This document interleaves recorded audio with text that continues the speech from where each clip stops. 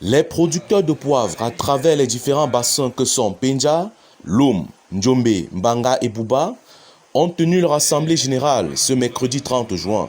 C'était alors l'occasion d'évaluer le chemin parcouru à travers l'indication géographique protégée poivre de Penja, mais aussi de revenir sur plusieurs aspects qui plombent la commercialisation efficiente de cette épice, bien prisée dans les ménages pour sa saveur.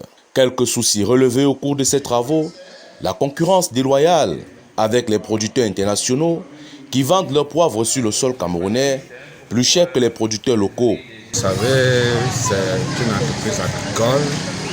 Nous y mettons beaucoup de moyens pour arriver à cette production, pour avoir le poivre de Loum de Penja. Sur le marché aujourd'hui, quand nous constatons que le prix du kilo de poivre est pratiquement à la baisse, et même un prix dérisoire, un prix qui ne répond pas à nos attentes. Le problème de fraude, la contrefaçon, sont autant d'éléments qui empêchent les petits producteurs d'écouler leurs marchandises. Déjà, on fait entrer le poivre d'une manière frauduleuse sur le pays.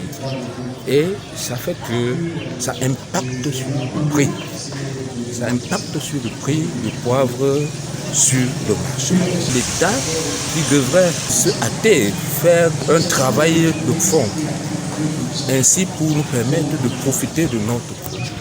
Même si la volonté de bien faire est perceptible, il y a encore quelques goulots d'étranglement. Jusqu'ici, le poivre de Penja n'avait pas tous ces instruments-là qui permettaient effectivement d'identifier auprès du grand public qui est poivre de Penja et qui ne l'est pas. À l'issue de cette assemblée générale, les résolutions qui seront prises vont permettre effectivement d'avancer sur tous les problèmes qui sont ici posés.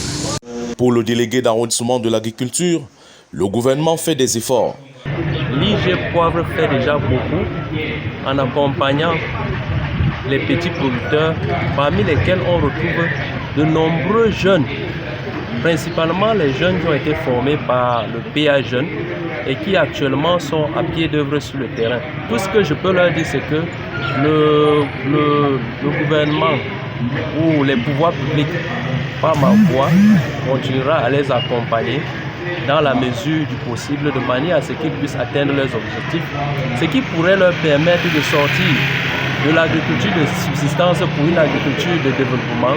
Il faut préciser que l'indicatif géographique protégé poivre de Penja est un label protégé à l'Organisation africaine de la propriété intellectuelle, l'OAPI.